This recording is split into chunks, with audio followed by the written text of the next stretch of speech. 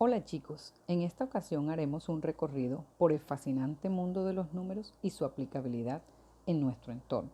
Mi nombre es Diana Pérez Turizo, soy magíster en gerencia educativa y asesora pedagógica en el área de matemáticas.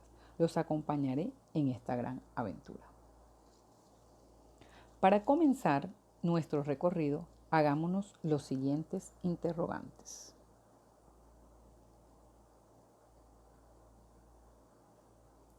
¿Son importantes los números? Como te has podido dar cuenta, los números los utilizamos para realizar representaciones de situaciones tales como contar cantidades, medir la temperatura, preparar una receta y algunas situaciones inexactas como por ejemplo saber cuál es el espesor de tu cabello. Por lo tanto, los números hacen parte de nuestro diario vivir y esto los hace importantes para nosotros. ¿Qué conjuntos numéricos conoces? Al transcurrir tu vida escolar, iniciaste conociendo los números del 0 al 9. Para ello, aprendiste su trazo, su nombre y la cantidad que representaba. En la primaria, ampliaste las cantidades para realizar operaciones tales como la suma, la resta, la multiplicación y la división y así resolver situaciones de tu vida cotidiana. Hasta encontrarte con una situación 5 y le quitas 7 y claramente todos contestaban, no se puede. Claro que no se podía en ese conjunto numérico que estaban manejando, que era el conjunto de los números naturales, el cual lo representabas con la letra N. Para darle solución a esa situación, le añadiste a ese conjunto numérico los números negativos, es decir, ampliaste el conjunto numérico, llamado números enteros, representado con la letra Z. De igual forma, cuando fuiste avanzando, te encontraste con la siguiente dificultad de calcular el resultado al dividir dos cantidades, por ejemplo, 1 entre 2, creándose así nuevamente la necesidad de ampliar el conjunto que tenías, el conjunto de los números enteros, y ampliar ese conjunto porque en esa división no la podía realizar en el conjunto de los números enteros. Entonces, como ampliaste ese conjunto, surgieron el conjunto de los números racionales, los cuales no son más que todos aquellos que se pueden expresar como el cociente de dos números enteros donde el divisor siempre tiene que ser diferente de cero. Y los representaste con la letra Q. Con este conjunto numérico, ¿verdad? Realizaste la división, pero cuando realizabas la división te daba como resultado números decimales finitos o decimales infinitos, periódicos, puros o mixtos. Luego, más adelante, al transcurrir el tiempo en tu vida de estudio, te encontraste con ese número que aparece allí en la pantalla, raíz de 2, el cual su solución, ¿verdad? O su resultado es 1.41, 42, 35, 62, 37, punto suspensivo. Es decir, te encontraste con los números decimales infinitos no periódicos. Ampliaste ese conjunto, ¿verdad? Pero ya ahí, hasta ahí llegó y te encontraste con el conjunto de los números irracionales y los representaste con la letra I. ¿Qué significa esto, chicos? Esto significa que tú conoces cada uno de los conjuntos numéricos y año tras año fuiste ampliando cada uno de estos para llegar al conjunto de los números reales, que no es más que la unión del conjunto de los números racionales con los números irracionales.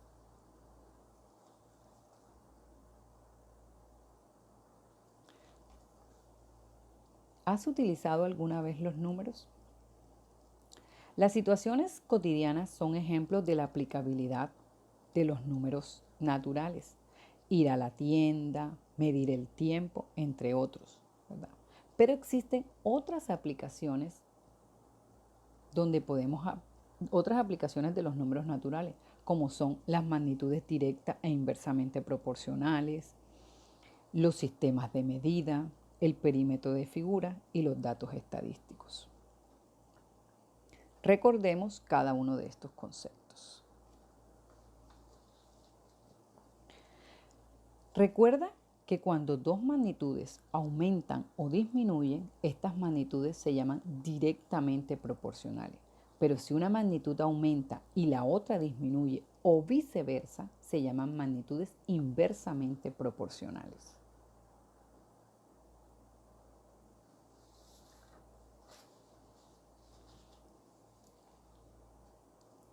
La regla de 3 son métodos o técnicas para calcular el valor que hace que una proporción sea directa o inversa.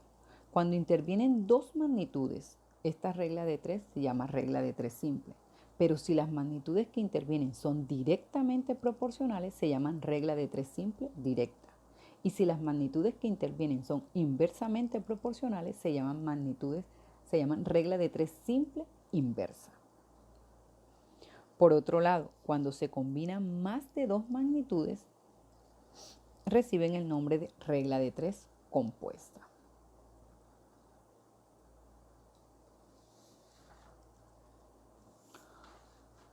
Otra aplicación de los números naturales es la necesidad de medir, la cual consiste en comparar dicha magnitud con un patrón de medida. En nuestro sistema de numeración, cuando nosotros necesitamos medir longitudes, utilizamos el metro. Cuando necesitamos medir el tiempo, utilizamos el segundo. Y cuando necesitamos medir la masa, utilizamos el kilogramo. Pero debemos tener en cuenta que el metro tiene unos múltiplos y unos submúltiplos. Los múltiplos son mayores que él y los submúltiplos son menores que él. Cuando necesitamos hacer conversiones, es decir, pasar de una unidad menor a una unidad mayor, debemos dividir entre potencias de 10. Pero cuando vamos a hacer conversiones de una unidad mayor a una unidad menor, debemos multiplicar entre potencias de 10. ¿Esto qué significa? Esto que significa que para realizar conversiones entre las unidades de medida se trabajan en potencias de 10. Recuerda que en otros países existen otros sistemas de medidas.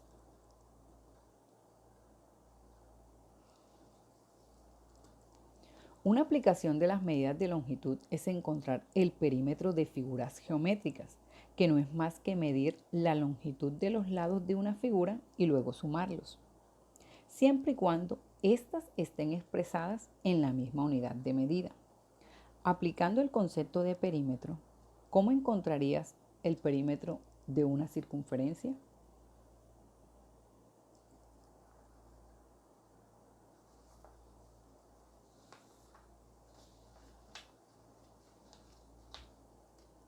Nuestra vida cotidiana está llena de información que día a día recibimos por diferentes medios. Para organizar dichas informaciones, se hace necesario calcular medidas que nos permitan resumirlas. Una de estas medidas son las medidas de tendencia central, ya que nos permiten ubicar toda la información entre un número mínimo y un número máximo. Las más utilizadas son la media, la mediana y la moda. ¿Qué es la media? La media no es más que el promedio y se halla sumando todos los datos y dividiéndolo entre el número de datos. ¿Qué es la moda? La moda es el dato que más se repite. Si en un conjunto de datos hay dos datos que más se repiten, ¿verdad? Se llama bimodal. Pero si existen tres, se llama trimodal. ¿Qué es la mediana? La mediana es el dato central. ¿Cómo hallamos la mediana? Debemos organizar los números en orden ascendente o en orden descendente. Y el dato que quede exactamente en el centro, ese será la mediana. Si tenemos dos datos centrales, debemos sumarlos y dividirlos entre 2. Bueno, chicos, ya tuvieron el tiempo para reforzar todas las bases teóricas y conceptuales. Ahora te invito a poner en práctica lo aprendido a través de este problema de entrenamiento. Una empresa de confecciones reparte una cantidad de las ganancias obtenidas entre sus trabajadores. El gerente decide repartir 2.500.000 como bonificación entre sus 3 trabajadores, proporcionalmente al número de horas laboradas por cada uno. De la siguiente manera, el trabajador 1 trabaja 4 horas, va a recibir 770.000 pesos. El trabajador 2 trabaja 5 horas, va a recibir 830.000 pesos. Y el trabajador 3 trabaja 6 horas, va a recibir 900.000 pesos. Después de recibir la bonificación, los empleados 2 y 3 deciden presentar una queja ya que no están de acuerdo con la repartición. Lo anterior se debe a: cada uno debió recibir el doble que el anterior. B, la constante de proporción es 192.500.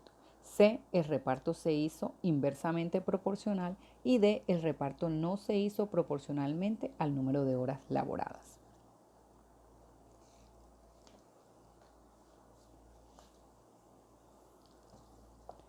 Como te podrás dar cuenta, la información de la pregunta nos está dando unas cantidades que debemos repartir de manera proporcional, de acuerdo al número de horas trabajadas por cada empleado.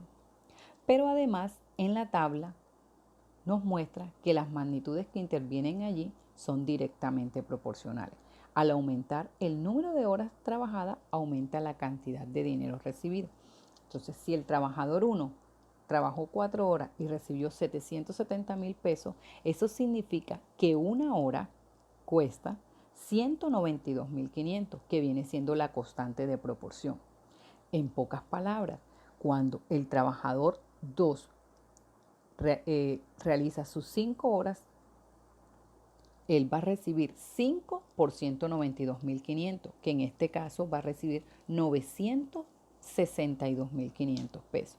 Y el trabajador 3, que laboró 6 horas, va a recibir 6 por 192.500, que va a dar 1.155.500. Por lo tanto, ¿qué podemos decir allí? Lo anterior se debe a qué, o sea, ¿por qué los empleados 2 y 3 deciden presentar una queja? Porque el reparto no se hizo de manera proporcional al número de horas laboradas.